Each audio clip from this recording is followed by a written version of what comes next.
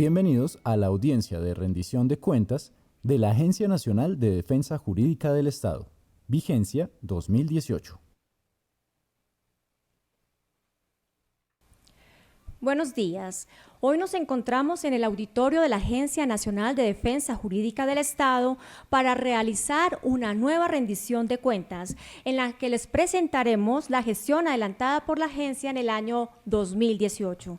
Sus preguntas serán atendidas a través de los formularios que les fueron entregados al ingreso al auditorio, a través del chat virtual y en nuestra página web www.defensajuridica.gov.co y del correo electrónico opinion@defensajuridica.gov.co. También podrán enviar sus preguntas a través de nuestras redes sociales en Twitter y Facebook, @Agencia Defensa J. Las inquietudes que por tema de tiempo no sean respondidas en la audiencia se atenderán posteriormente a través de nuestra página web. Nos acompañan Camilo Gómez Alzate, director de la agencia, Cristian Staper Buitrago, secretario general, Ana María Ordóñez Puente, directora de Defensa Jurídica Internacional, César Augusto Méndez Becerra, director de Defensa Jurídica Nacional, Salomé Naranjo Luján, directora de Gestión de Información, y Luis Jaime Salgar Vega Lara, director de Políticas y Estrategias. A continuación, el director de la agencia, doctor Camilo Gómez Alzate, nos hablará de los principales logros de la entidad durante el año 2018.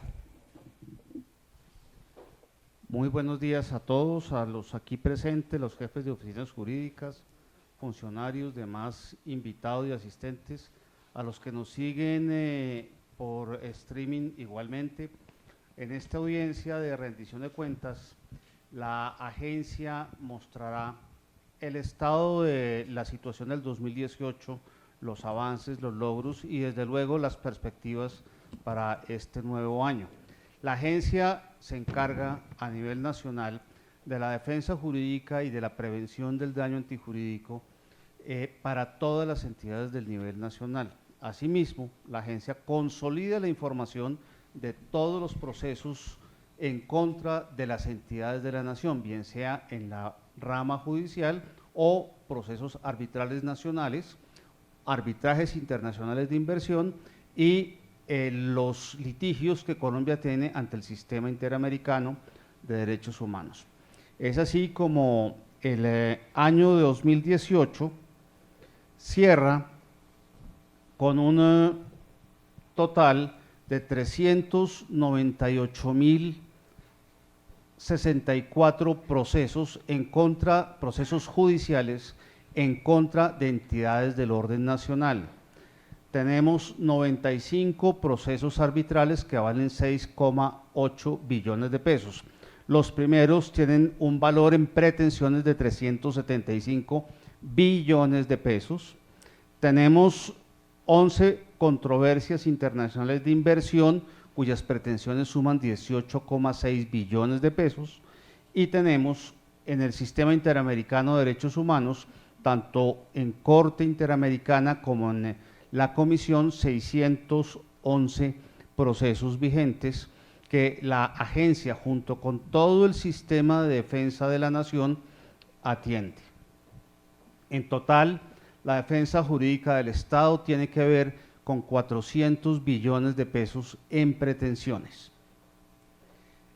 Un tema de enorme preocupación durante el año 2018 y particularmente al hacer los análisis en los meses de octubre y noviembre, tiene que ver con las cifras de las demandas dejadas de pagar por la nación. Vemos cómo en el año 2014 empieza a verse una diferencia importante entre las sentencias ejecutoriadas que se deberían pagar y las sentencias realmente pagadas, hasta llegar a la situación del 2018, donde el año cierra con 8.75 billones de pesos en deuda por sentencias ya ejecutoriadas. Es una deuda efectiva que desde luego no se puede dejar de pagar. Una parte sustancial de esta deuda corresponde a intereses moratorios ocasionados por la disminución en los pagos en el año 2014 y 2015, que obviamente están afectando y golpean fiscalmente a la nación. Sobre este punto, junto con el Ministerio de Hacienda, la agencia ha iniciado varias acciones, particularmente lo que tiene que ver con la inclusión en el plan de desarrollo de facultades especiales para pagar la deuda vigente a la fecha de aprobación del plan mediante títulos de deuda pública. Este es un elemento de enorme preocupación y obviamente pone a la agencia a diseñar estrategias más agresivas para disminuir la litigiosidad que da lugar a estas condenas. En Colombia, la agencia, por el sistema ICOGI, que ya explicaremos más adelante, detecta y registra todos los procesos que hay y nos permite segmentar la información para saber qué tipo de demandas están presentándose contra el Estado. O sea, por qué nos demandan y así tratar de evitar que eso se vuelva a repetir para que las demandas disminuyan. Las acciones de reparación directa tienen en pretensiones 124 billones de pesos y son 60.128 procesos de ese total de 375.000 que mencionaba anteriormente. Las acciones de grupo son 674 acciones de grupo que tienen pretensiones por 152 billones de pesos. Aquí hay que aclararle a la audiencia que la agencia no contabiliza una acción de grupo cuyas pretensiones son cercanas a los 3.400 billones de pesos. Es tan absolutamente desmedida que está por fuera de la contabilidad porque si no se tergiversarían las cifras existentes al respecto. Procesos de nulidad y restablecimiento del derecho son 167.499 procesos por 56 billones de pesos. Los procesos de nulidad simple son 838, desde luego por el tipo de procesos la pretensión se mide de una manera distinta. Las acciones populares son 3.159, que valen 14 billones de pesos en pretensiones, y las controversias contractuales contra la nación son 1.990 procesos que valen 13 billones. Desde luego, estamos actualizando constantemente cuál es la relación condena versus la pretensión inicial del proceso, porque en cada tipo de acción hay una relación distinta según hemos detectado en las cifras. El sistema de defensa de la nación está constituido por 248 entidades públicas del orden nacional, 141 dependencias, se involucran 19 entidades privadas, 31 patrimonios autónomos y 8 fideicomisos.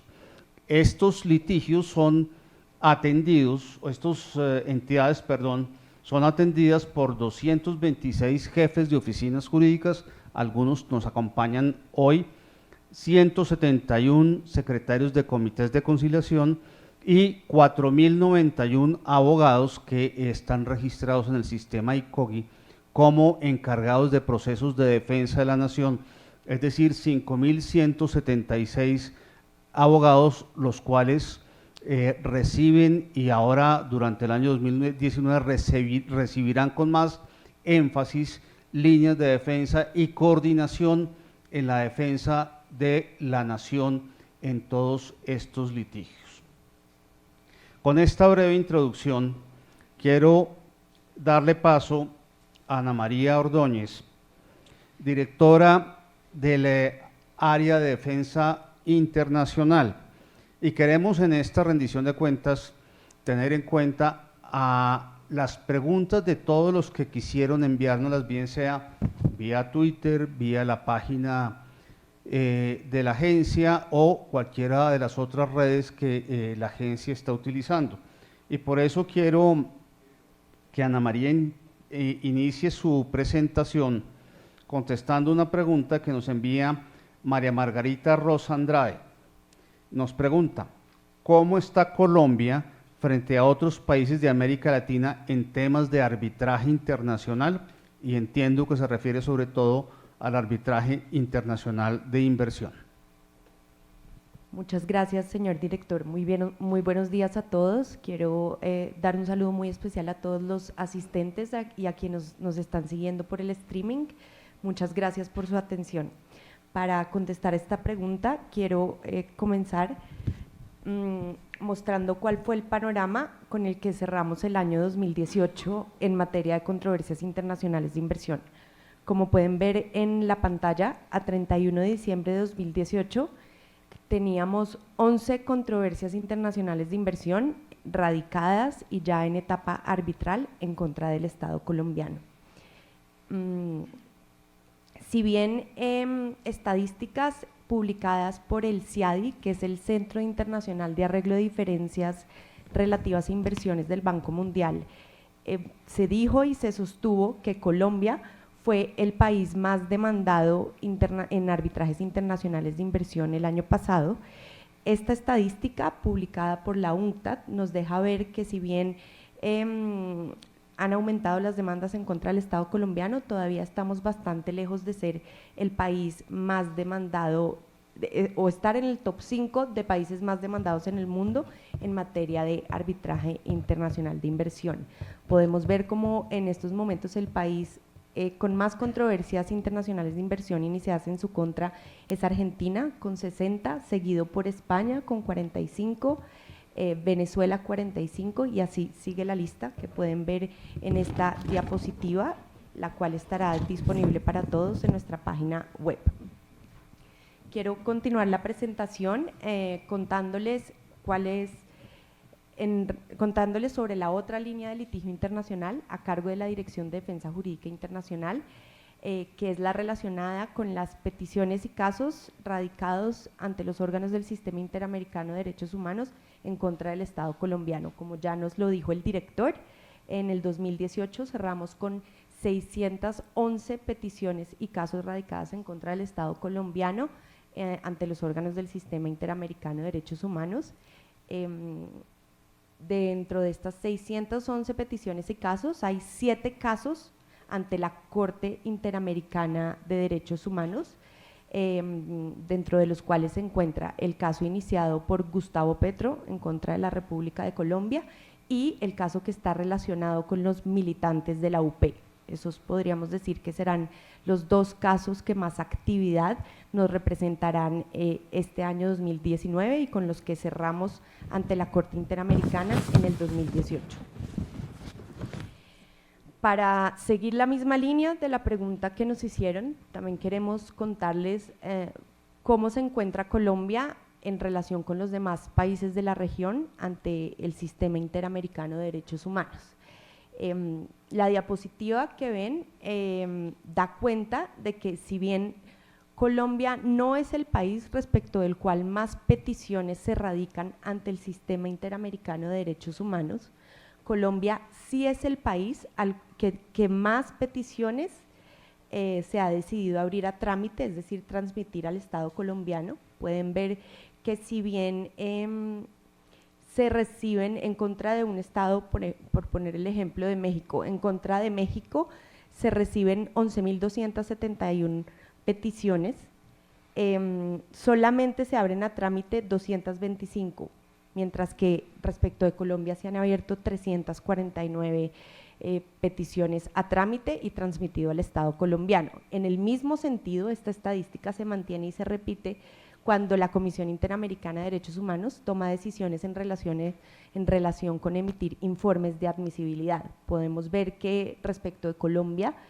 al 2018 se han emitido 103 informes de admisibilidad, mientras que respecto del país respecto del cual más peticiones se radican, solo se han emitido 45.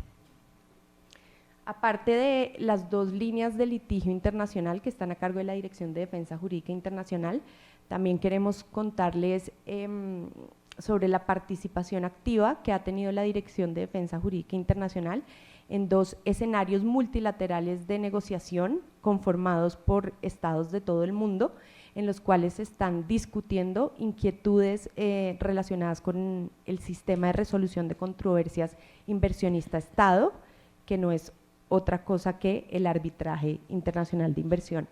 En el año 2018, la Dirección de Defensa Internacional participó en las 2 sesiones del Grupo 3 de trabajo de la Comisión de las Naciones Unidas para el Derecho Mercantil Internacional, el cual se encuentra buscando soluciones a las diferentes inquietudes y críticas que se han encontrado, que ya se han identificado y respecto de las cuales hay consenso en relación con el arbitraje internacional de inversión.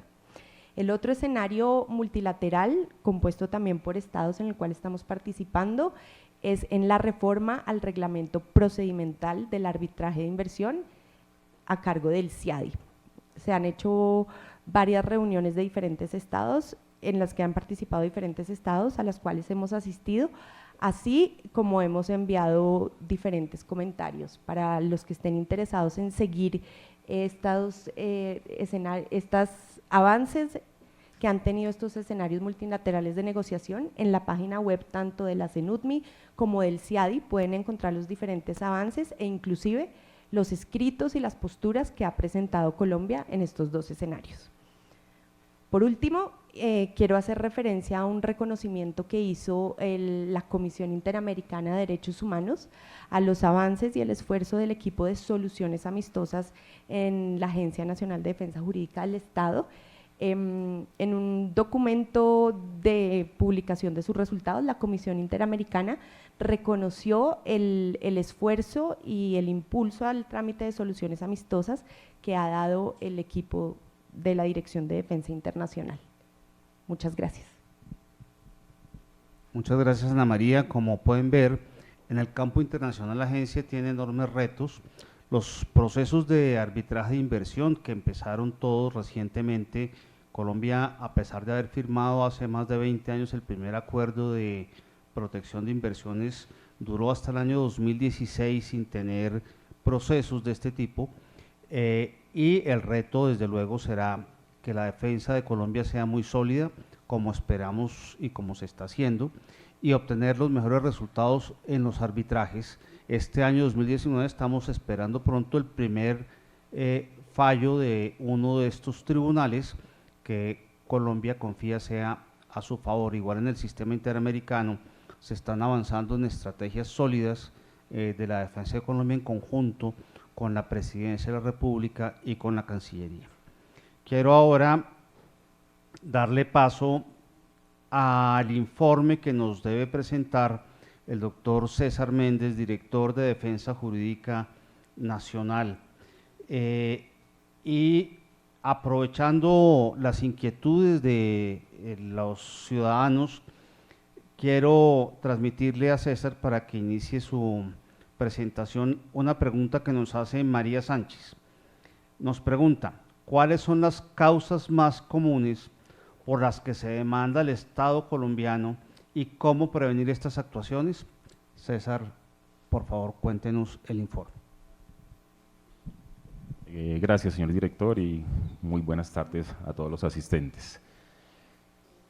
Sí, señor, las causas más comunes por las que se demanda al Estado son las que a continuación les voy a mencionar, y son causas que en virtud y gracias a nuestro sistema de información litigiosa de la Nación, que para nosotros es una herramienta tremendamente útil y muy importante, podemos hoy en día identificar. La primera de ellas es sin lugar a dudas la supuesta vulneración de derechos laborales. A todas las entidades del Estado las demandan por esta razón, no solamente las entidades relacionadas con el sector de la protección social, sino a todas las entidades en general. La segunda causa es la privación injusta de la libertad. Teníamos una línea jurisprudencial que nos perjudicaba bastante, una posición del Consejo de Estado que no nos ayudaba mucho en nuestra defensa, y ya les explicaré más adelante el tema, pero por esa razón también nos demandaban bastante. Y en tercer lugar, también nos demanda por una supuesta deficiencia en la prestación de servicios de salud. Allí están involucradas principalmente las entidades de protección social. ¿Qué hemos hecho para prevenir esas demandas o esas actuaciones? En el caso de la supuesta vulneración de derechos laborales, pues lo que hemos intentado y hemos venido haciendo con las entidades es ilustrándolas para que adopten las decisiones de acuerdo a los parámetros legales, pero no solamente los legales, sino también los jurisprudenciales, porque ya existen varias líneas jurisprudenciales que nos permiten adoptar decisiones de manera acompasada con lo que dice la ley. Esto no es fácil. Colombia tiene una dispersión normativa sobre estas materias bastante prolija y a veces no es fácil identificar cuál es la norma aplicable, si está derogada, si está modificada, si está ajustada. Entonces la agencia también está intentando en estos momentos hacer una compilación y una reforma para tratar de identificar cuáles son los decretos, cuáles son las leyes, cuáles son los reglamentos verdaderamente aplicables. Insisto, acompasándolos y ajustándolos con lo que ha hecho la jurisprudencia. En el caso de la privación injusta de la libertad, como les explicaba o les anticipaba hace unos momentos, la sección tercera del Consejo de Estado tenía una posición que implicaba que la responsabilidad del Estado aquí se medía de manera objetiva. Esto es un régimen bastante estricto cuando es objetivo.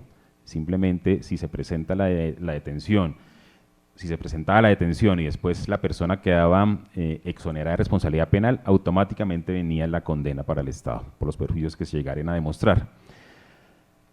La agencia intentó, con buen éxito, de la mano de varias entidades, la Fiscalía, la rama judicial, modificar esta línea jurisprudencial del Consejo de Estado. Lo logró no solamente en esta misma corporación, sino también en la Corte Constitucional.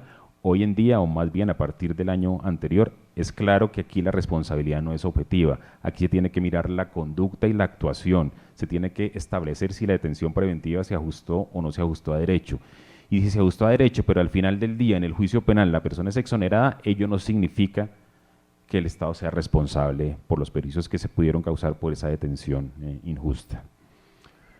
Y en tercer lugar, en lo que tiene que ver con la supuesta eficiencia en las prestaciones, en la prestación del servicio de salud, pues lo que la agencia hace, y no lo hace solamente en esta causa, sino en todas las causas, a través de nuestra dirección de políticas, es identificar los riesgos que las entidades asumen en el cumplimiento de sus funciones misionales para aplicar manuales de prevención y de esa manera contrarrestar ese tipo de riesgos que están originando demandas. Déjenme explicarles o déjenme contarles un poco cuál ha sido o cuál fue la gestión de nuestra dirección el año pasado. La Dirección de Defensa Jurídica Nacional se intervino en 763 procesos que tenían unas pretensiones aproximadas de 3.273 billones de pesos. Aquí quiero señalar que esa intervención no es solamente intervención procesal, en algunos o en varios de esos casos no hemos intervenido procesalmente, pero sí hemos generado líneas de defensa o hemos liderado mesas de trabajo y mesas de articulación para generar una defensa coherente, una defensa articulada. En muchos de esos casos también no hemos intervenido, pero hemos dado asesoramiento legal. Y los principales casos que hemos venido atendiendo desde el año pasado, en todos los sectores de la administración pública, los más importantes son los siguientes. En el sector de infraestructura, por ejemplo, estamos participando en los procesos, son dos procesos por Ruta del Sol. Allí tenemos un proceso arbitral que en estos momentos está en curso y tenemos también una acción popular que se fue fallada en primera instancia por el Tribunal Administrativo de Cundinamarca. Hemos intervenido y estamos interviniendo también en el proceso arbitral por el túnel de la línea, en los procesos por la concesión autopista Bogotá-Girardot, por la concesión vial de los Llanos y por el ferrocarril del Pacífico, entre los más importantes de ese sector de infraestructura. En lo que tiene que ver con el sector de defensa, justicia y órganos de control, nos hemos metido en los procesos por desplazamiento forzado porque ese es un talón de Aquiles que tiene el Estado debido a la situación de violencia que vivió el país en los últimos años, pues muchas demandas por desplazamiento forzado se han presentado. En el tema de privación injusta de la libertad nos hemos metido, como les contaba anteriormente, y también en los procesos por error judicial y defectuoso funcionamiento de la Administración de Justicia. También hemos visto que con bastante frecuencia se demanda no solo a la rama judicial, sino también a entidades administrativas que ejercen funciones jurisdiccionales por unos supuestos o por unas alegadas errores judiciales y deficiencia en la prestación del servicio de administración de justicia. Entonces allí hemos incursionado con buen éxito. También nos hemos metido en los procesos que se han generado por los daños por las aspersiones con glifosato. Hoy en día pues esto está suspendido, pero mientras estuvo vigente la política, se alcanzaron a presentar varias demandas y estamos tratando de atender esas demandas. Y también hemos atendido demandas en estos sectores en lo que tiene que ver con la responsabilidad que se le endilga al Estado por los daños que se causan a infraestructura a través de atentados terroristas, también por fallos, responsabilidad que se le endilga al Estado por los fallos de responsabilidad fiscal que se le endilgan a la Contraloría General de la República. En el sector de minas y energía hemos intervenido activamente con muy buen suceso en el tema de consultas populares. Ese tema fue bastante álgido en los últimos 2 años aquí en nuestro país, en Colombia, porque a través de consultas populares se buscaba impedir o prohibir más bien las actividades extractivas en los municipios. La agencia, en procura pues de la defensa de los intereses patrimoniales del Estado, participó activamente en esta problemática y hoy en día tenemos una sentencia de unificación de la Corte Constitucional que nos da bastante claridad y tajantemente señala que los municipios no pueden prohibir las actividades extractivas vía consulta popular. En el sector de Hacienda hemos intervenido en procesos relacionados con emisiones de acciones que hacen ciertas entidades, particularmente ISA en el pasado hizo varios procesos de emisión de acción y se le demandó porque consideraban que se aplicaba cierto régimen legal que promovía pues la democratización de la propiedad accionaria. Estamos actuando en mesas de trabajo en donde se demandan contratos de estabilidad jurídica y venimos actuando en todo el fenómeno, en todos los procesos que se han dado por los fenómenos de la captación masiva de recursos no autorizados, casos pirámides, caso libranzas, caso Interbolsa. En ambiente y agricultura hemos actuado en un proceso muy importante que se entabló contra el Estado colombiano por la ruptura del canal del dique y hemos actuado en procesos por contaminación ambiental. Por su parte, en comercio, industria y turismo tenemos pleitos por el funcionamiento, la creación de zonas francas y por la liquidación obligatoria de sociedades. A la Superintendencia de Sociedades la vienen demandando repetitivamente porque ordena la liquidación obligatoria de sociedades, los activos finalmente no alcanzan para pagar las acreencias y lo que se ha utilizado, lo que se ha estilado es que viene a demandar a la Superintendencia para que cubra esos pasivos. Y en el sector de protección social, con muy buen suceso, con muy buen éxito, participamos en una problemática importante para el Estado que se le venía con el tema de las madres comunitarias o sustitutas, en donde se pretendía pues que el Instituto Colombiano de Bienestar Familiar tuviera una relación de trabajo con estas madres, lo cual generaba pues unas erogaciones patrimoniales enormes para el Estado. Allí se logró pues que la Corte dijera que no hay una relación, no hay un vínculo laboral con esas madres sustitutas. Todo esto le permitió a la agencia ayudar a ganar pleitos que tenían una cuantía aproximada o unos riesgos de pérdidas aproximados de 7.16 billones de pesos. Los principales éxitos procesales de la agencia junto con las entidades fueron problema de los incrementos pensionales, un tema que estuvo en la Corte y que tenía unas implicaciones fiscales del orden de 3.2 billones de pesos, unos procesos por el régimen de transición pensional, procesos por madres comunitarias, el pleito arbitral de Bogotá-Girardot, la acción popular de Ruta del Sol, en donde no es una pérdida, sino más bien una ganancia. Allí condenaron al concesionario a pagar 800.000 millones de pesos, y en pleitos por privación injusta de la libertad, en donde obtuvimos un fallo de unificación que impacta cerca de 17.000 procesos con cuantía de 25.000 millones de pesos. También no nos gusta solo litigar, también nos gusta utilizar los mecanismos alternativos de solución de conflictos. Hemos asistido a comités de conciliación en las entidades y hemos ejercido una función que nos dio la ley de mediar en los procesos que se entablan entre entidades estatales. Actualmente tenemos 9 mediaciones abiertas y hemos actuado en 4 de ellas con relativo éxito. Son las que ustedes ven ahí: UGPP contra la Aeronáutica, Ecopetrol contra la ANLA, Servicios Postales contra la DIAN, en donde estamos tratando de llegar a un acuerdo. No lo hemos logrado, pero estamos impulsando un acuerdo. En esencia y en resumen, este es poco la gestión que ha efectuado la Dirección de Defensa Jurídica Nacional a mi cargo en el año inmediatamente anterior. Muchas gracias. Gracias, César. Una parte importante de las labores de la agencia tiene que ver con la compilación de la información y el manejo unificado de la información sobre los procesos en contra de la nación. Esa labor la desarrolla la dirección correspondiente que está a cargo de la doctora Salomé Naranjo, a quien le daré ya la palabra para que nos cuente los desarrollos del año 2018.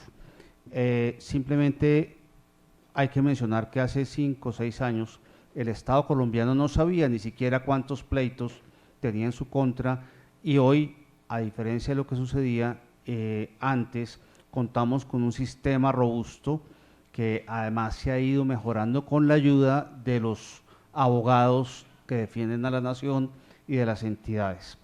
Para continuar con esta explicación, Salomé Naranjo nos contará, nos dará el informe, y hay una pregunta relacionada con el sistema ICOGI que la formula Iván Muñoz. Dice, doctora Salomé, Iván, lo siguiente: ¿las herramientas tecnológicas como el ICOGI han sido más útiles en la defensa del patrimonio público? Buenos días, gracias, señor director. Mi respuesta para el señor Muñoz es que indudablemente el sistema ICOGI es fundamental para proteger el patrimonio público. ¿Por qué? Como mencionó el director, hace unos años el Estado no podía responder a la pregunta de cuántos procesos tiene en contra, cuáles son las entidades más demandadas, cuáles son las pretensiones, quiénes son los que defienden al Estado, quiénes son los demandantes, cómo fallan los jueces, en fin. Gracias al trabajo que inició con el sistema llamado Litigop, que evolucionó para convertirse en el sistema ICOGI versión 1 que se puso en producción hace 4 años, en abril del 2015, hoy se puede dar respuesta a estas palabras y se cuenta con un sistema robusto que ha consolidado más de alrededor de 1.250.000 registros de procesos activos y terminados, y que es información fundamental para que los abogados puedan hacer una defensa más estratégica. Quiero contarles ahora qué avances tuvimos frente a la evolución del sistema en el año 2018. En el 2018 mejoramos los módulos de registro y actualización de procesos judiciales, que son como el corazón del sistema, y estos módulos tienen inmersos un componente de calificación del riesgo de pérdida que debe registrar el abogado. Las mejoras realizadas en esta versión 2 de judiciales tienen que ver principalmente con el ingreso de información adicional en el formulario de registro. No es información que queremos obtener porque sí, es información que después de escuchar a las entidades, después de hacer meses de trabajo, llegamos a la conclusión de que es fundamental para tener un litigio más estratégico. Y adicionalmente se incluye una serie de funcionalidades que facilitan el ingreso de información en el sistema, la búsqueda de procesos y en general toda la gestión de la información en el mismo. Adicionalmente, evolucionamos lo que se conocía como fichas de conciliación en un módulo que apoya la gestión de los comités de conciliación. Asimismo, desarrollamos un módulo como una primera fase para lograr un entendimiento de la gestión de pagos de las entidades y ver cómo se mejora y se evita las situaciones como las que hay actualmente, donde se deben 8,7 billones de pesos, de los cuales el 40% son intereses de mora. Se desarrolló un módulo que me permite relacionar los pagos ejecutados a través del CIF con los procesos, conciliaciones, arbitramentos asociados a los mismos. Se desarrolló también un módulo que me apoya la gestión de defensa, apoya al grupo de instancia de selección de la agencia. Se desarrolló un módulo de reportes gerenciales e indicadores que extrae de manera automática información, o indicadores básicos que les permiten a los abogados hacer un seguimiento de la situación de la litigiosidad, y un módulo de usabilidad del ICOGI. Ahora bien, para apoyar el proceso de apropiación de los usuarios, del proceso de apropiación del sistema por parte de los usuarios, la Dirección de Gestión de Información continuó trabajando en el programa de gestión del cambio, a través del cual se capacitó y se acompañó a 2.424 usuarios en el manejo del sistema y en el aprovecho de la información, y a través de nuestro centro de contacto atendimos los requerimientos de 234 entidades de las 248 que presentó el director inicialmente, con cerca de 4.000 usuarios atendidos y más de 10.000 solicitudes gestionadas. Esto en un tiempo promedio de 6 días por solicitud. Finalmente, el valor del sistema pues depende de la calidad de la información que reposa en el mismo. Entonces, por esto siguió la Dirección de Gestión de Información trabajando tanto en el registro de información del sistema como en la validación de información que reposa en el mismo.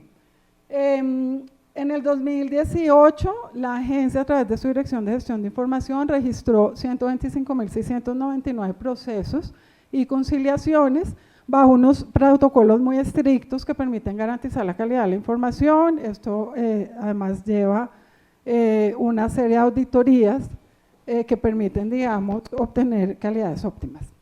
Y se trabajó en la validación y depuración de cerca de 265.000 procesos, como parte del alistamiento para hacer la migración de la información a la versión 2.0 del sistema. Como todos deben estar enterados ya, la versión 2.0 de judiciales se entregó a los usuarios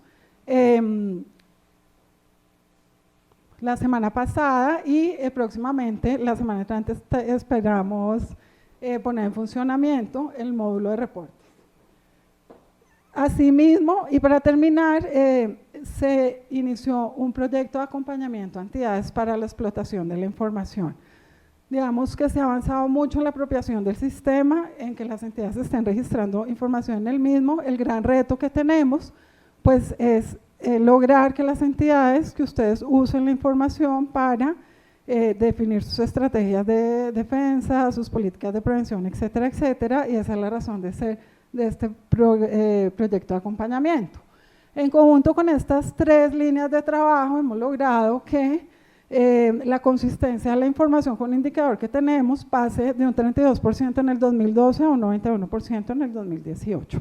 Finalmente los quiero invitar a que pues sigan gestionando la información en el sistema, a que digamos perseveremos en este momento de transición por el que estamos pasando con la implementación de la nueva versión, porque realmente vale la pena, digamos, que los frutos de poder uno trabajar con la información que tiene el sistema, pues es el equivalente a darle a un enfermo un tratamiento con un diagnóstico muy acertado, porque pues de lo contrario diseñar una estrategia de defensa sin información pues es un poquito trabajar a ciegas. Muchas gracias. Gracias, doctora Salomé. Como pueden ver, hay un énfasis muy especial en la agencia para invertir en el manejo y organización y análisis de la información litigiosa de la nación, porque sin información es imposible diseñar estrategias de prevención o diseñar líneas de defensa. Como en continuación de lo que la doctora Salomé explicaba, quiero pedirle al doctor Luis Jaime Salgar, director del área de políticas y prevención, que nos haga el informe correspondiente al área, empezando con una pregunta que formula Jamie Jimena Vargas, y nos pregunta qué estrategias y acciones concretas se dirigen a los servidores públicos para evitar actuaciones que impliquen una responsabilidad patrimonial del Estado. Doctor Luis Jaime.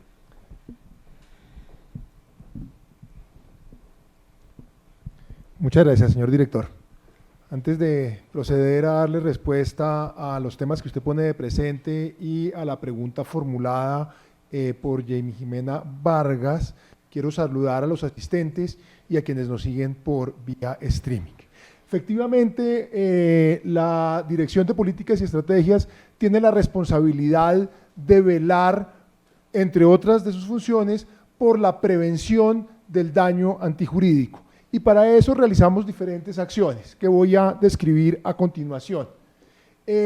Tenemos una labor de producción de documentos y de ayudas que sirven para el mejor entendimiento de las instituciones jurídicas.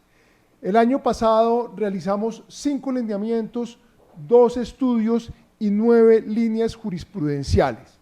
Los lineamientos son análisis sobre problemas jurídicos específicos.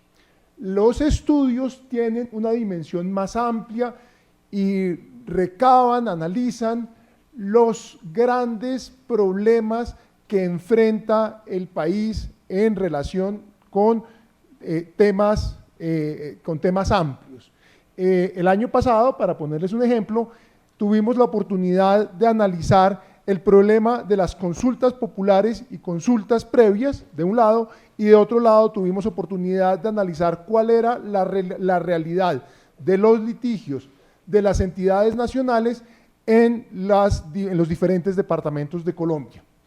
Realizamos también 9 líneas jurisprudenciales. Las líneas jurisprudenciales son ayudas muy concretas sobre las reglas jurisprudenciales aplicables a unos problemas determinados. El año pasado analizamos 2 temas de impacto nacional y 7 temas que son transversales a las entidades en general. Dentro de nuestra responsabilidad de ayudar a la política, a la prevención, acompañamos 151 entidades en la formulación de sus políticas de prevención. Es una tarea sumamente importante porque es aquella tarea que permite que las entidades anticipen los problemas que pueden tener, tomen las medidas correspondientes y eviten ir a procesos, eviten generar los problemas que posteriormente darán lugar a los procesos judiciales. Acompañamos también 20 entidades en la implementación de su modelo óptimo de gestión. El modelo óptimo de gestión es un concepto un poco más amplio que el de la prevención porque mira todo el ciclo del daño jurídico, desde el momento en el cual el problema se ocurre hasta la etapa final en el cual aprendemos luego los procesos judiciales qué es lo que ha sucedido. Como es una tarea más compleja, la hemos direccionado específicamente en las entidades que tienen un mayor índice de litigiosidad.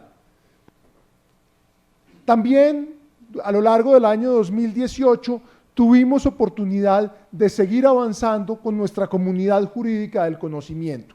La comunidad jurídica del conocimiento está conformada por un conjunto de herramientas virtuales y presenciales que buscan fortalecer la red de defensores del Estado, que busca que haya una mayor interacción entre todos los abogados que la conforman, que busca además proporcionar unos contenidos y un conocimiento a través de tecnologías de la información, a través de cursos virtuales y a través igualmente de cursos presenciales para que ello fortalezca las capacidades y el conocimiento de los defensores. Durante el año terminamos el año con 3.066 defensores registrados. A lo largo del año 18, nuestros cursos fueron tomados en más de 10.000 oportunidades. De estas 10.000 personas que accesaron a nuestros cursos, 2.151 fueron certificados. Realizamos 43 talleres presenciales con más de 2.000 asistentes. Tuvimos un diplomado que condujo a que 236 personas obtuvieran el grado de defensor del Estado, tarea que hicimos en compañía de la Pontificia Bolivariana Universidad de Medellín, y finalmente hicimos un manual de escritura que varios de ustedes conocen y que ayuda a un mejor uso del idioma, dado que el idioma es la herramienta que usamos los abogados para el ejercicio de nuestro oficio. Muchísimas gracias. Gracias, doctor Luis Jaime. la enorme responsabilidad de generar líneas de análisis, de investigar jurídicamente algunos temas y obviamente de orientar a las entidades y a los defensores en las líneas de defensa es fundamental, no solamente para ganar las demandas, sino para evitar que haya nuevas demandas, que es una parte clave de nuestro trabajo. Por último, le quiero dar la palabra al doctor Christian Stapper, secretario general de la entidad, porque nada de lo que hemos visto funciona sin que la parte administrativa de la entidad funcione, sin que tengamos una coordinación de todas las áreas operativas con la parte de administración. El secretario general nos contará cuáles son esos desarrollos en el año 2018 y como lo hemos hecho con los demás, quiero formularle una pregunta que Juan Carlos Albarracín nos envía y es la siguiente: ¿cuáles son los retos en materia de recursos humanos que tiene la agencia? Muchas gracias, director, y gracias al señor Albarracín por la pregunta. Efectivamente, todas esas funciones y todos esos logros que se han venido exponiendo hasta ahora no serían posibles sin el trabajo comprometido de las 56 mujeres y los 35 hombres que trabajan o que están vinculados a la agencia. Sin ese trabajo comprometido y sin las políticas que estamos desarrollando en materia de cohesión y de consolidación de la agencia, tampoco sería posible desarrollarlas. En ese sentido, y para responder al señor Albarracín, lo más importante o las metas más importantes a conseguir en el mediano plazo son de consolidación institucional en el sentido de desarrollar y llevar a cabo una reestructuración que permita asumir con la seriedad con la que se ha venido haciendo hasta ahora y de la forma intensa como hemos venido trabajando, algunas funciones que se trasladarán a la entidad y que todas estarán encaminadas a asumir de forma eficiente, como les decía, las políticas propuestas. Eso por una parte. Por otra, es muy importante tener en cuenta que la asunción de todas esas funciones y el hecho de que se cuente en el mediano plazo con una planta de personal hace necesario que fortalezcamos mucho más el trabajo del área de talento humano. Esas son pues las dos estrategias que habremos de seguir. Ahora bien, les decía que sin el trabajo comprometido del personal de la agencia no se podrían llevar a cabo estas tareas y estas tareas o este trabajo ha estado centrado en el tema presupuestal, en el tema contractual, en el tema financiero, en el tema de talento humano, en términos generales. Presupuestalmente, la agencia contó con una apropiación para el año 2018 de 64.856 millones de pesos, con una ejecución al final de año, al terminar el año, equivalente al 97%.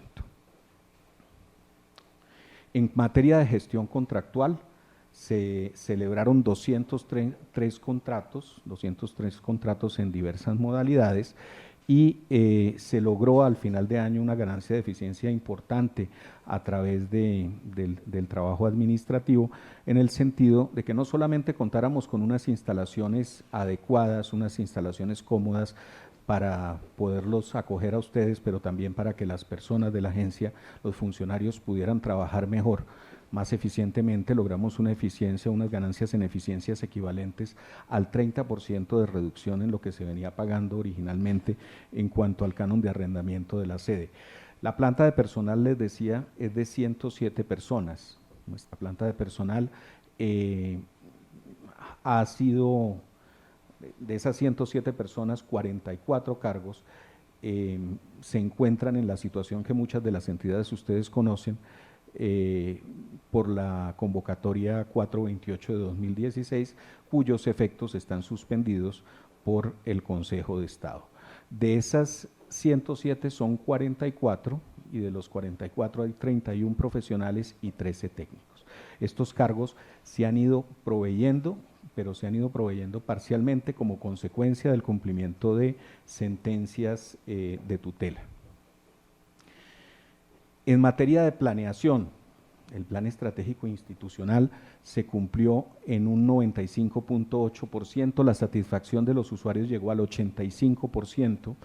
En cuanto al modelo integrado de planeación y gestión, durante la vigencia se implementó en un 87.6% y el resultado de cumplimiento fue del 93%. La oficina jurídica desarrolla muchas más funciones, sin embargo queremos resaltar dos en especial. La primera de ellas, la relacionada con las peticiones, quejas y recursos, trabajo que se desarrolla de la mano de la Secretaría General, 1.391 peticiones recibidas y atendidas durante ese periodo de 2018.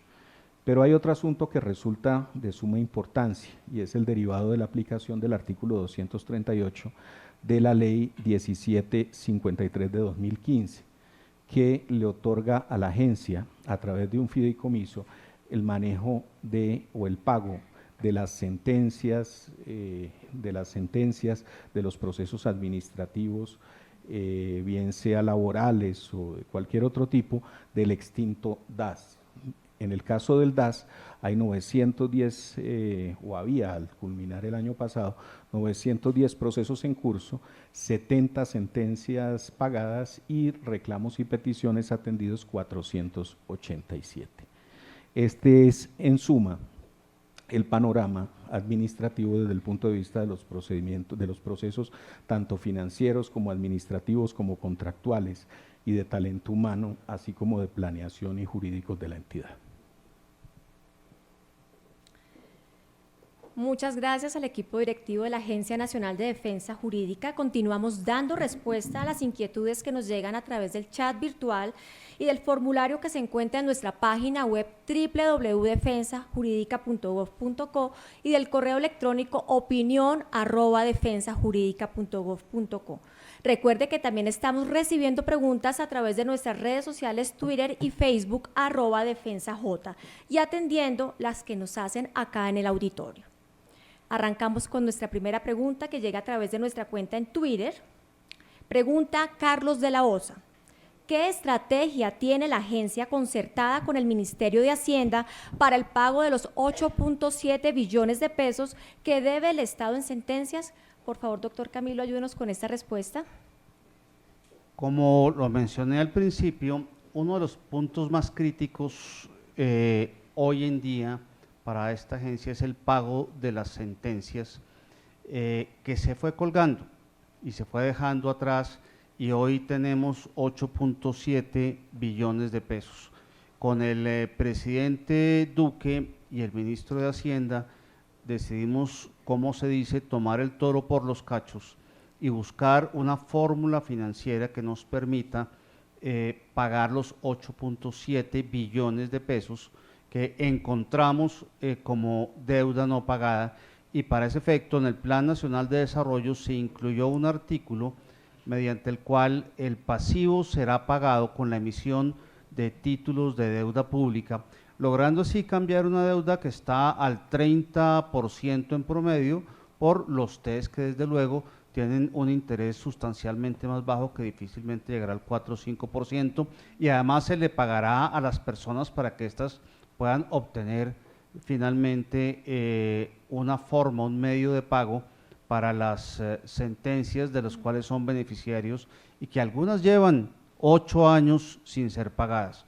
Si uno analiza las sentencias en mora de pago, encuentra realmente que hay personas que deben estar padeciendo un trámite por más de 6, 7, 8 años que no tienen ninguna justificación, y el Estado tomó la decisión en este gobierno de solucionar ese tema de fondo. Desde luego lo que sigue es no colgarse en el pago de las sentencias, porque es la deuda más alta para la nación. Muchas gracias. A través de la página web de la agencia, Jairo López pregunta: ¿cómo interactúa la agencia con las diversas entidades públicas para establecer una política unificada de defensa de la nación? Doctor Luis Jaime, ¿nos puede ayudar con esta respuesta? Yo quisiera, antes de que Luis Jaime intervenga, agradecerle a Jairo por esa pregunta, porque estamos empeñados en armar un sistema completo de defensa. Como lo mencionamos, son 5.000 actores, entre jefes de oficinas jurídicas, abogados defensores, secretarios de los comités de conciliación y desde luego todos los funcionarios de la Agencia Nacional. Tenemos que hacer una coordinación mucho más estrecha. Hicimos este año la primera reunión que se ha hecho de todos los jefes de oficinas jurídicas del país. Vamos a hacer la segunda con un tema específico que es arbitraje de inversión ahora en junio, y a final del año haremos el Congreso Nacional de Defensores, donde esperamos reunir ojalá los 4.000 defensores, pero si no se puede todos, una gran parte de ellos, porque hay que unificar las líneas de defensa, coordinar las acciones y sobre todo ser más eficientes en las tasas de éxito. Hoy la tasa de éxito, doctora Salomé, usted me corregirá, pero en promedio está llegando al 70% en los procesos judiciales, y lo queremos promediar. Hay que mejorarla, y desde luego el Estado colombiano tiene que tener la tranquilidad que sí tiene quien lo defienda. Luis Jaime, ¿por qué no nos explica, por favor, otros mecanismos que estamos usando para coordinar esta línea de defensa? Bueno, muy bien, señor director. Tocó usted ya el tema más importante de cómo generar un sistema y cómo articular respuestas unificadas de la nación y los órganos nacionales frente a las demandas que enfrenta. El primero de ellos es obviamente el de la consolidación del sistema a través de mecanismos de reunión de los abogados del Estado, mecanismos formales de reunión. Segundo, a través de los lineamientos que hace la agencia, ayudamos a fijar posiciones unificadas sobre temas determinados.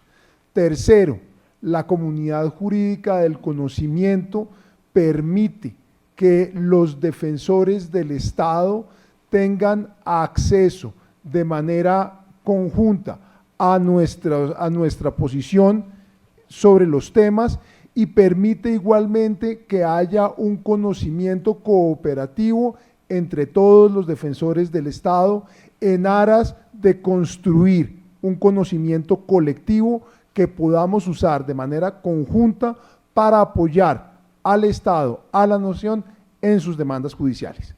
Muchas gracias. Gracias, doctor Luis Jaime. Tenemos una pregunta de Rolando Ramírez, quien se encuentra aquí en el auditorio. Se la formula la doctora Salomé Naranjo. ¿Cómo hacen las entidades para actualizar la información en el ICOGI, ya que con la actualización 2.0 todos los abogados de la rama judicial quedan en 0 procesos, es decir, que no se migró la información? En realidad la información sí se migró 100%, migramos el más de 1.200.000 registros que mencioné en mi presentación de procesos activos y terminados. Probablemente lo que tengamos es una situación de usabilidad donde estén ingresando esa ICOGI 1. Entonces la rama 1 ha recibido capacitación, estamos pendientes de que nos confirmen la fecha para capacitarlos en sus instalaciones, y por lo pronto deben ingresar por la página de la agencia. Una vez están en la página de la agencia, ingresan a www.icogi.gov.co, que ahí está el icono, y en el menú izquierdo pues deben pinchar procesos, y ahí ya ingresarán a la versión 2, y con seguridad todos los abogados encontrarán los procesos que fueron migrados. Gracias. Gracias, doctora Salomé. Alejandra Escandón, a través de nuestra cuenta en Twitter, pregunta: ¿para qué fue creada la Agencia Nacional de Defensa Jurídica del Estado? ¿Qué proyectos se están haciendo para que el Estado no deba indemnizar en todos los casos? Doctor Camilo Gómez. Le diría, Alejandra, muy contundentemente, esta agencia fue creada para defender el patrimonio de los colombianos. Las sentencias, esos 8.7 billones se pagan de la retención en la fuente, del IVA, de los impuestos que todos pagamos al Estado, y por eso la importancia de contar con información unificada, líneas de defensa unificadas, defensa directa en lo internacional, defensa directa en lo nacional, coordinación y todas las demás funciones que hemos venido explicando que hace la agencia. Y en efecto, el cambio en el Estado colombiano desde la creación de la agencia hasta hoy es importante en materia de defensa judicial y esperamos mejorarlo, esa es la meta. Cuando se decía que demandar al Estado era un deporte, porque además siempre se ganaba, esa visión hay que cambiarla. Primero, no es un deporte, sino un derecho de los ciudadanos, y segundo, el Estado sí ha ido mejorando sus tasas de éxito. Quiero corregir la cifra que mencioné anteriormente de la tasa de éxito, y es que revisando las gráficas exactas, la tasa promedio es del 52%, pero hay unos sectores que son el sector de las TICs con una tasa de éxito del 89.6% en la defensa judicial, vivienda, ambiente, transporte, minas y comercio, que están por encima del 70% de tasa de éxito en la defensa de Colombia. La agencia, desde luego, participa activamente para que esas tasas mejoren y para que el sistema de todos los abogados esté articulado en la defensa y podamos decirle a los ciudadanos que sí tienen quien defienda su patrimonio. Muchas gracias. Juan Monroy, a través del formulario publicado en la página web de la entidad, pregunta: ¿el dinero que se gana con las contrademandas a dónde va a parar? ¿Cómo se utiliza? Las contrademandas no eran una práctica muy usual. Aquí está el doctor César que me corregirá, pero cada vez estamos insistiendo más en que hay que contrademandar cuando hay lugar a ello, no cuando simplemente por hacer una estrategia se logra. Cuando hay lugar a ello y se han ganado contrademandas, esos dineros ingresan a la entidad que contrademanda a su presupuesto y desde luego se utilizan en el funcionamiento normal de esas entidades y al fondo de demandas también, el Fondo de Defensa Judicial de la Nación.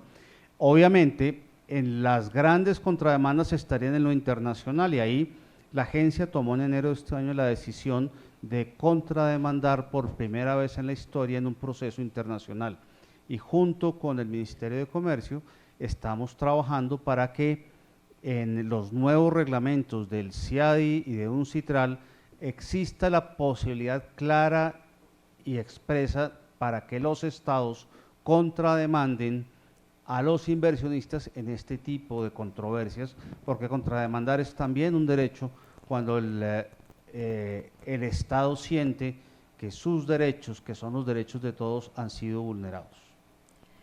Doctor Camilo, nos pregunta Edison González, que se encuentra aquí en el auditorio, dentro de la proyección al patrimonio público, ¿qué tan efectiva ha sido la acción de repetición? Buena pregunta.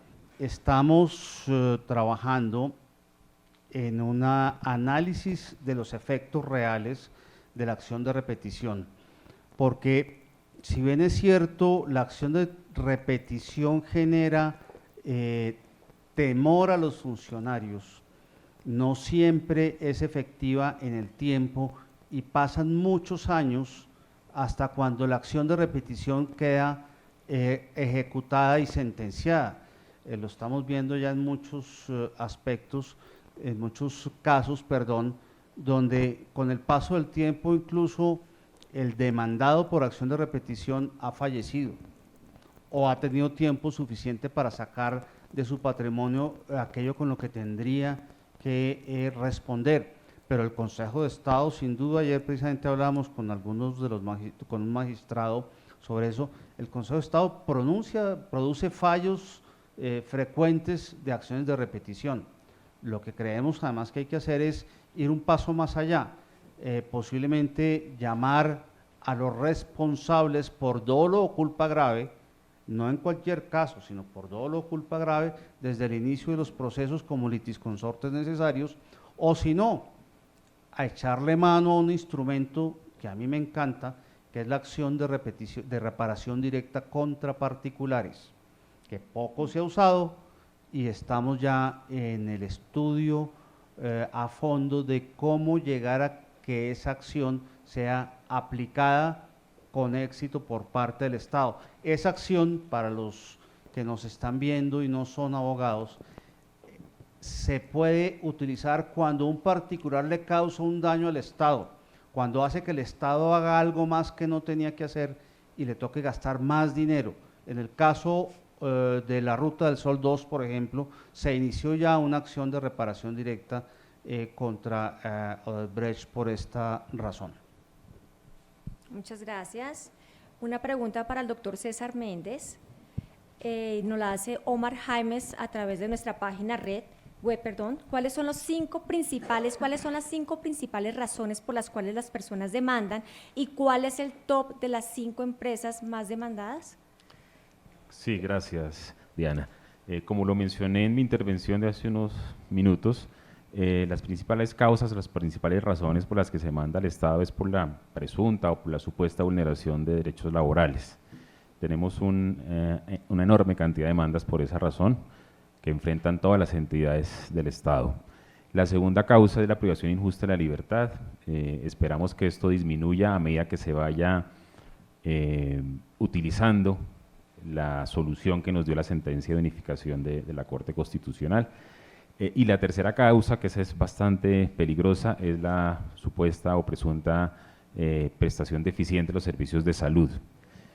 Allí tenemos, o el Estado, y no solamente el Estado, también los privados se enfrentan a este mismo fenómeno, un riesgo importante porque pues, nadie es infalible y se han presentado fallas en la prestación de servicios de salud. En cuanto a las entidades más demandadas, tengo aquí un listado muy breve. Colpensiones es la primera, está enfrentando casi 133.000 demandas. El Fondo de Prestaciones Sociales del Magisterio, más de 70.000 demandas, casi 72.000 demandas. El Ministerio de Defensa, casi 30.000 demandas. La Fiscalía General de la Nación, 25.000 demandas. Y la UGPP, 22.000 demandas. Ese es el top 5 de las entidades más demandadas. De César, con unos datos, ¿cuáles son las causas más costosas en las demandas? Es decir, por pretensiones, ¿cuáles causas son las que generan pretensiones más altas?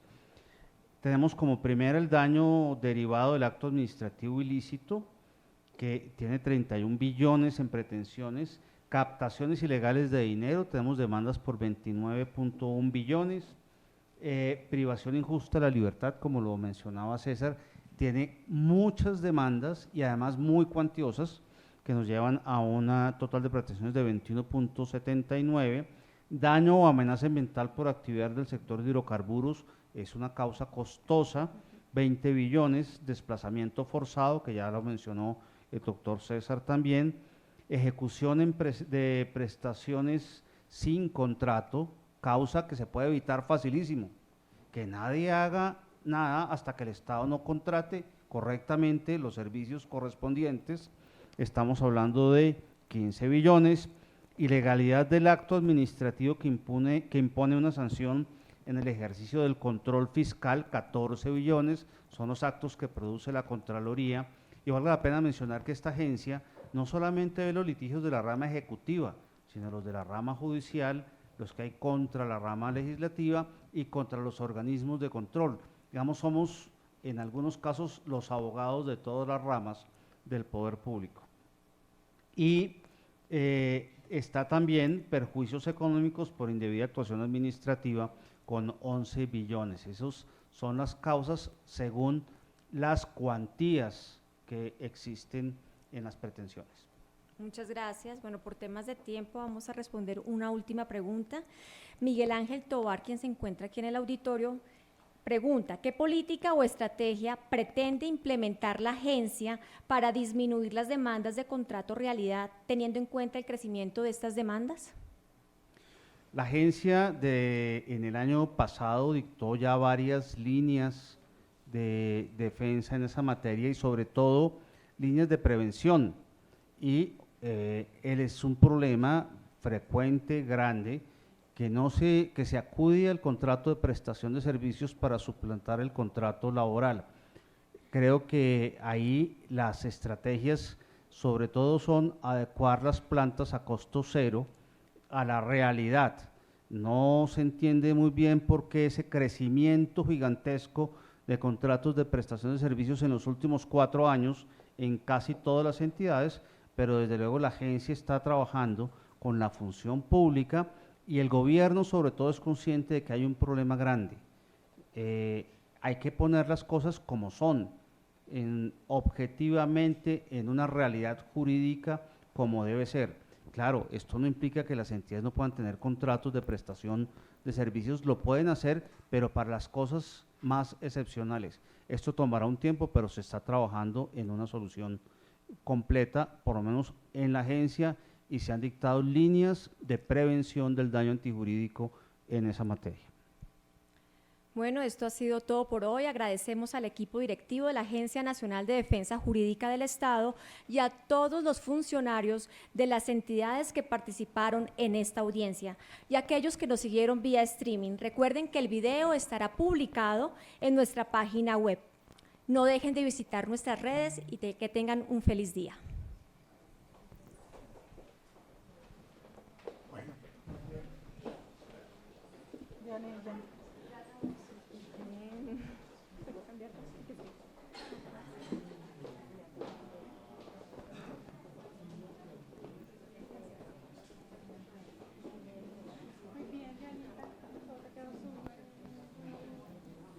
De César, con unos datos, cuáles son las causas más costosas en las demandas, es decir, por pretensiones, cuáles causas son las que generan pretensiones más altas.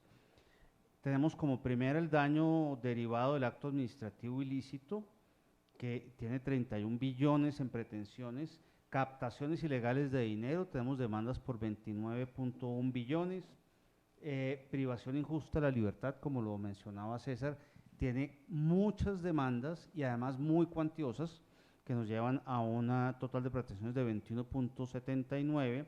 Daño o amenaza ambiental por actividad del sector de hidrocarburos es una causa costosa, 20 billones, desplazamiento forzado, que ya lo mencionó el doctor César también, ejecución de prestaciones sin contrato, causa que se puede evitar facilísimo, que nadie haga nada hasta que el Estado no contrate correctamente los servicios correspondientes.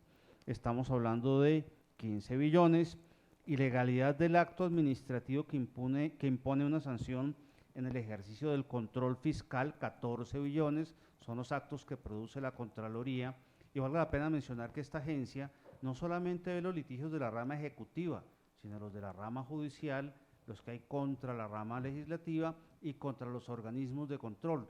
Digamos, somos en algunos casos los abogados de todas las ramas del poder público. Y está también perjuicios económicos por indebida actuación administrativa con 11 billones. Esas son las causas según las cuantías que existen en las pretensiones. Muchas gracias. Bueno, por temas de tiempo vamos a responder una última pregunta. Miguel Ángel Tobar, quien se encuentra aquí en el auditorio, pregunta, ¿qué política o estrategia pretende implementar la agencia para disminuir las demandas de contrato realidad, teniendo en cuenta el crecimiento de estas demandas? La agencia en el año pasado dictó ya varias líneas de defensa en esa materia y sobre todo líneas de prevención. Y él es un problema frecuente, grande, que se acude al contrato de prestación de servicios para suplantar el contrato laboral. Creo que ahí las estrategias sobre todo son adecuar las plantas a costo cero a la realidad. No se entiende muy bien por qué ese crecimiento gigantesco de contratos de prestación de servicios en los últimos 4 años en casi todas las entidades, pero desde luego la agencia está trabajando con la función pública y el gobierno sobre todo es consciente de que hay un problema grande. Hay que poner las cosas como son, objetivamente en una realidad jurídica como debe ser. Claro, esto no implica que las entidades no puedan tener contratos de prestación de servicios, lo pueden hacer, pero para las cosas más excepcionales. Esto tomará un tiempo, pero se está trabajando en una solución completa, por lo menos en la agencia, y se han dictado líneas de prevención del daño antijurídico en esa materia.